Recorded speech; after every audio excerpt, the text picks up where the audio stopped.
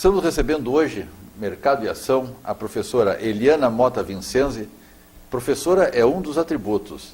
Formada em Letras, Direito, especializada em Direito Público e Gestão Empresarial pela Fundação Getúlio Vargas, com mestrado em Economia pela URGS, certificada pelo IBCPF, depois eu quero que tu expliques com mais clareza ao nosso ouvinte essa definição, essa sigla, esse instituto.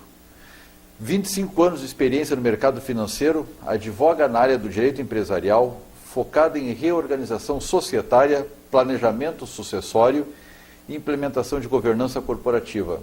É também professora na Unicinos e também no MBA de Finanças, Controladoria e Gestão Empresarial. Seja bem-vindo ao nosso programa. Obrigada. A nossa conversa hoje vai gerar em proteção empresarial, principalmente na questão patrimonial, versus a situação que se aproxima agora, que é uma situação um mercado um pouco recessivo, uma tendência recessiva.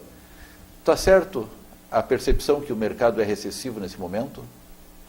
Certamente. Boa noite a todos. Nós estamos num momento de instabilidade econômica. Isso, claro, reflete nas empresas também. Então, é importante que a empresa tenha essa noção de cenários, para que ela se posicione melhor e mitigue riscos e evite crises, principalmente crise financeira, né? Então, nós estamos num cenário de alta de taxa de juros, o que encarece muito a tomada de recursos de terceiros. Então, aí é importante que a empresa tenha o controle da sua parte financeira, consiga equilibrar um nível ideal entre recursos próprios e recursos de terceiros.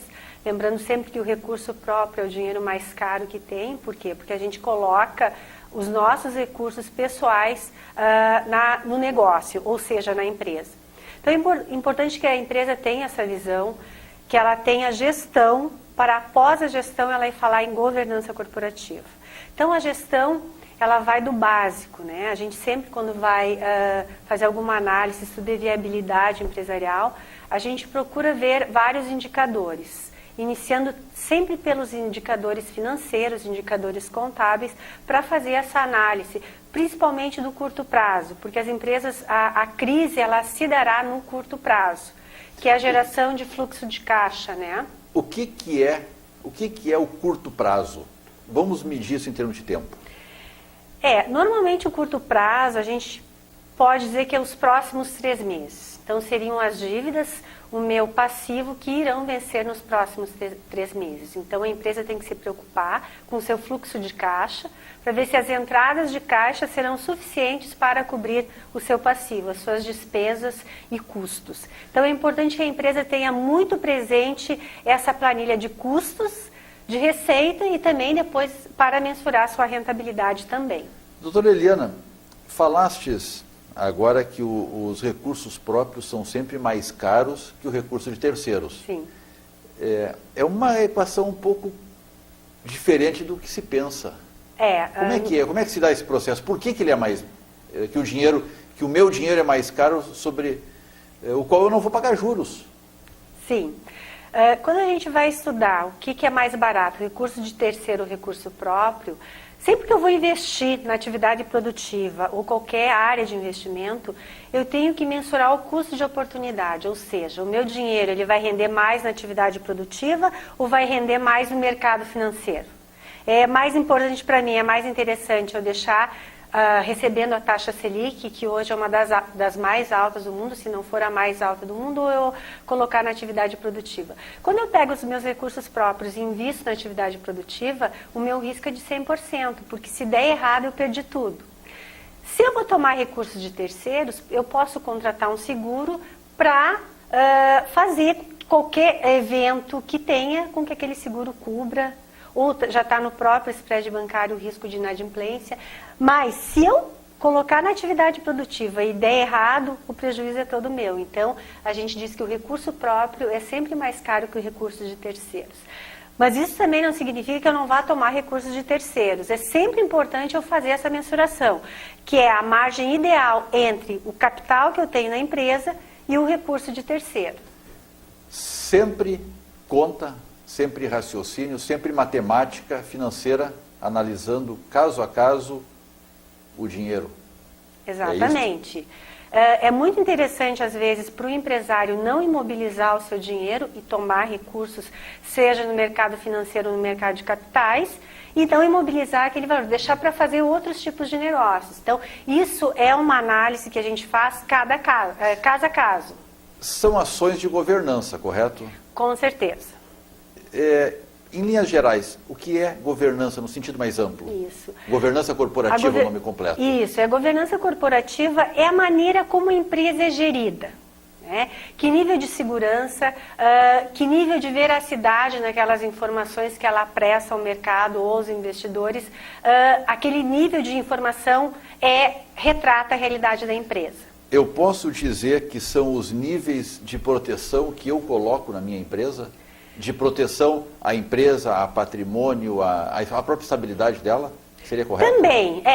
Também, porque a empresa que tem governança, por ela ter essa organização, então ela tem a parte da gestão bem definida e ela tem a parte da governança, ou seja, como é que todos os atores que a gente chama as partes interessadas, como é que essa empresa se relaciona com as partes interessadas, ou seja, como ela se relaciona com seus próprios empregados, como ela se relaciona com seus fornecedores, com seus clientes, principalmente fornecedores de crédito, de matérias-primas, enfim, o nome técnico são os stakeholders, né, que são todas as partes interessadas. Então, a empresa que tem esse nível de governança, ela se preocupa com toda a parte de gestão, primeiro, né, a parte da gestão financeira, que é o que a gente acabou de falar, a parte de recursos próprios, de recursos de terceiros, como é que está o endividamento no curto e no longo prazos, como é que ela está financiando a sua expansão, ou seja, ela está num nicho específico de mercado ou ela pretende diversificar o seu portfólio. Então, quando ela quer diversificar, seja através de outras filiais, através de franquias, ou através do mercado que também, agora isso está meio parado, mas que teve muito em voga, que é a parte de fusões e aquisições. Então, tudo isso vai ser verificado, como é que aquela empresa, quais são os seus indicadores? Porque a governança ela é uma mensuração do seu ativo intangível, né? Sim. É aquele que a gente não pode. A Petrobras, agora em data bem recente, após essa série de problemas que todo mundo já sabe de cor, ou melhor, a gente conhece uma parte deles, né? Colocou uma diretoria de governança. Depois que o cavalo fugiu, a gente fecha a porteira, ou existia já alguma... Ou com certeza existia um nível de governança. Isso foi uma resposta ao consumidor brasileiro, ao cidadão, ou efetivamente era carente a Petrobras desse tipo de recurso? Toda empresa de capital aberto, ela tem uma gerência que é a gerência de relação com investidores. Na Bolsa de Valores, a gente tem diversos níveis de listagens de ações. A Petrobras ela é listada no nível tradicional. Além do tradicional, a gente tem o nível 1, 2 e novo mercado. O novo mercado seria o segmento da Bolsa de Valores que tem os melhores níveis de governança corporativa. A Petrobras ela deveria ter uma parte de governança muito atuante. Até porque a Petrobras tem os seus papéis negociados na New York Stock Exchange, que é a Bolsa de Valores de Nova York. Então, quando a Petrobras se propôs a negociar os seus papéis no exterior, em Nova York, ela foi signatária de um acordo lá que ela está sobre a égide das leis americanas. Tanto que a gente tem algumas ações aí já impetradas por investidores internacionais, porque eles exigem que tenha um nível de governança. Então, para negociar o papel lá, ela obrigatoriamente tem que ter esse nível de governança. Coisa que a gente verificou que não tinha. Então, para dar uma resposta ao mercado, agora está se falando em implantar uma diretoria de governança, mas coisa que já deveria tê-lo feito há muito mais tempo. Porque a governança é exatamente isso. Como é que é o conselho de administração? Como é que é o conselho fiscal? Não pode ter conflito de interesse entre esses órgãos de governança corporativa. E aqui a gente está falando da maior empresa do Brasil. Com tanta confusão que ocorreu lá, nós podemos pensar que até poderia ser intencional não ter. Facilitaria todo esse monte de sem vergonhice que se ouviu falar aí, né? Mas a Petrobras é uma empresa grande, ela comporta ter uma diretoria. Tudo. E as empresas pequenas podem ter governança? não só podem, como devem ter governança, né? Governança independe do porte da empresa, seja ela do micro empreendedor individual até uma empresa de capital aberto, né? Que obrigatoriamente tem que ter para ser listada na bolsa. Mas governança corporativa independe do porte da empresa. Só que para ter a governança corporativa eu tenho que inicialmente ter a gestão. E o que a gente verifica hoje? Que o pequeno empresário, ele às vezes não tem nem ideia do custo que ele tem para fabricar um produto ou para prestar um serviço. Ele sabe fazer, mas às vezes não sabe nem quanto custa. Exatamente. Então, esse é um dos grandes problemas. Aí tem cursos muito interessantes até no Senac, no Sebrae, que é importante a pessoa, quando quer investir numa empresa, no mercado produtivo, é necessário que ele tenha noções de gestão. E a gestão inicia pela parte financeira, né? Como é que vai ser o fluxo do negócio? Como é que vai ser o curto prazo, o longo prazo? Como é que serão meus fornecedores? Tem que fazer uma pesquisa de marketing para onde eu vou vender. A história dos dois pregos não funciona mais o a receber e o a pagar e tem que sobrar mais num. Exato, né? Qualquer empreendimento, para ele se sustentar, ele tem que ser superavitário, ou seja, o custo menos despesas mais a receita, eu tenho que estar positivo, né? Tá lá no balanço, eu tenho que ter um patrimônio líquido positivo. Professora, vamos num pequeno intervalo e retornamos num instante.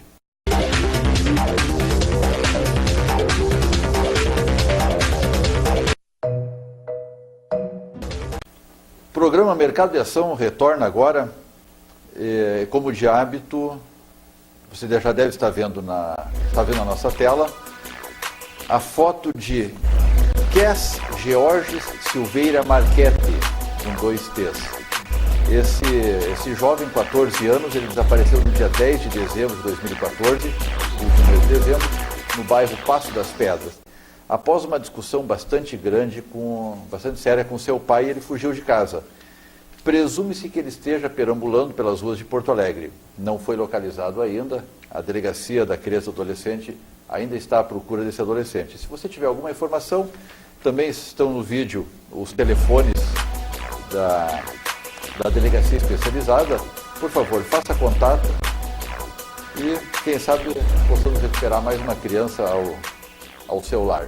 E retornamos agora com a professora Eliana Vincenzi, que no início do bloco anterior ficou de explicar, antes de entrarmos de volta ao assunto, o que significa a sigla IBCPF, Instituto Brasileiro de Certificação de Profissionais Financeiros. Esse certificado ele tem um efeito bastante grande no mercado. Não são muitos os profissionais que têm essa certificação, correto? Correto.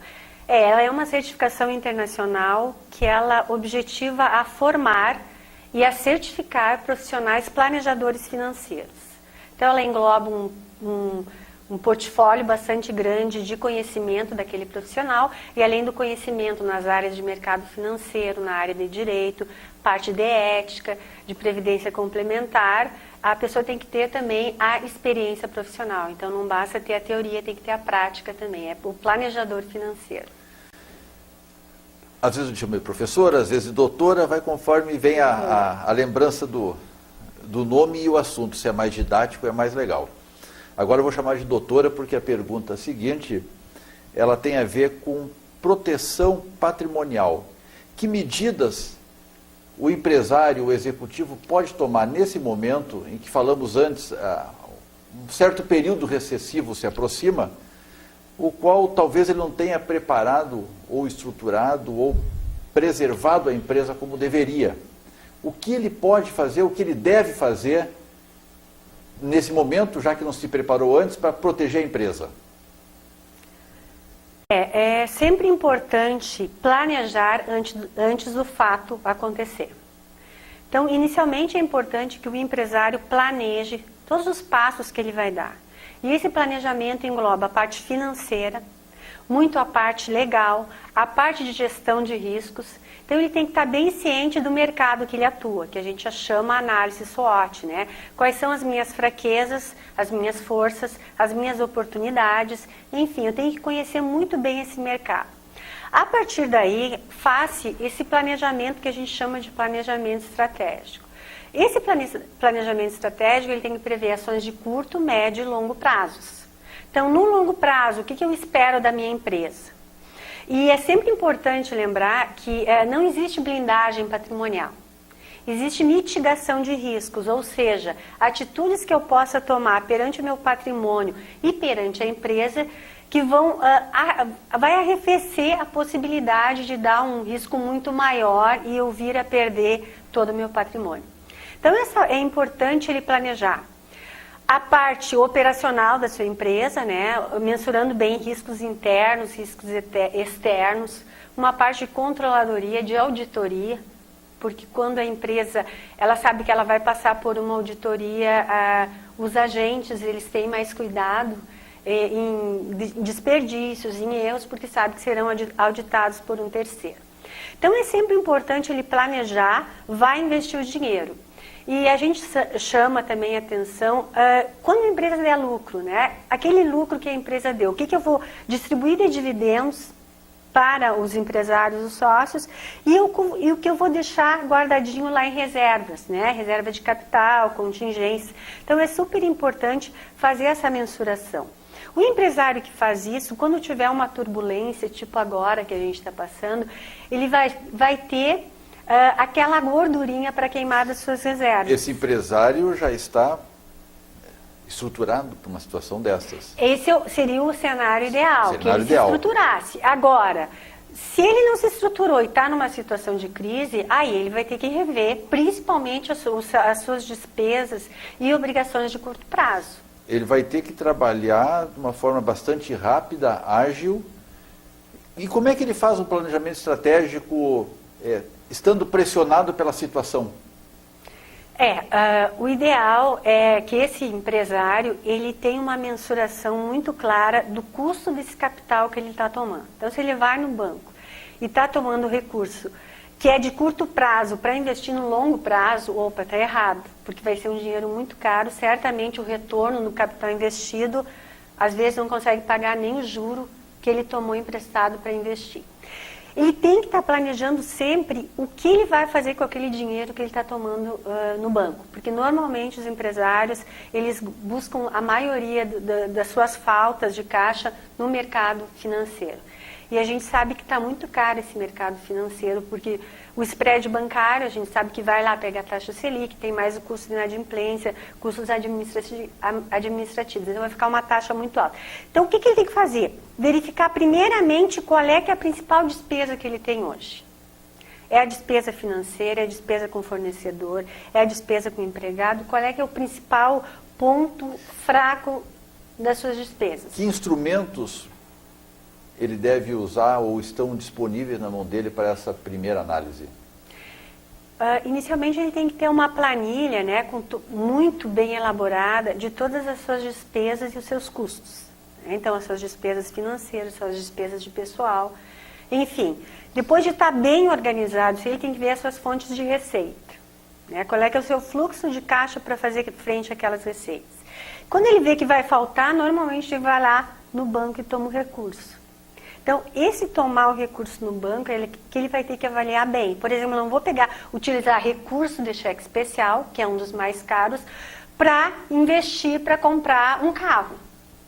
Dando um exemplo, né? Que é um ativo, pode ser da empresa, um ativo fixo, né? Deve ser da empresa. E que tem dinheiro barato para isso. Isso, que ele pode ter outras fontes de financiamento. Reduzir os custos ao máximo, ver o que é necessário, o que é supérfluo e investir muito naquilo que é necessário para manter a atividade operacional. É muito comum uma cultura da prepotência, uma cultura da arrogância, uma cultura de quem sabe do meu negócio sou eu.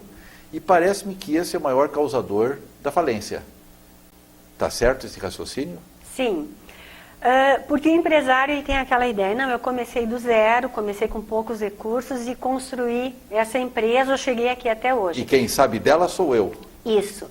É muito importante que a gente tenha esses empreendedores que se arriscaram, enfim, a gente precisa, para a gente ter um retorno, eu tenho que me expor a algum nível de risco, claro. Né? Então, eu não tenho retorno se não tiver risco. Então, o que esse empresário faz? Lá, há tempos atrás, ele teve a ideia, ou seja, ele foi um empreendedor, deu certo, chegou até aqui. Mas muitas vezes aqueles passos que ele deu para chegar até aqui não são os que eu tenho que dar hoje, porque hoje a gente tem outro cenário, outra situação em que ele tem que rever, né? O mundo mudou, a parte de mercado hoje, de relação com o consumidor mudou muito. A gente tem muitos canais de compra, ou seja, eu estou na internet, a minha compra é ali na empresa. Como é que funciona isso? Isso ele tem que estar muito alerta, né? Com a globalização acabaram as fronteiras, né? Acabaram essas fronteiras. Você orça um produto na China, assim como orça aqui ao lado de Porto Alegre. Exato. Com a mesma instantaneidade. Exato. E a gente tem acesso hoje a mercados via internet que a compra é online, rápido. Então, ele tem que estar conectado com a atual tecnologia e com as mudanças de mercado, com a mudança que a gente chama a propensão dos seus consumidores, com os seus fornecedores. Então, isso ele vai ter que estar seguindo, fazendo esse tipo de análise. Bom, as empresas agora, elas vão ter que... Não tem mais espaço para um certo amadorismo, que nós estamos falando, dessa época mais romântica, essa época mais bonita.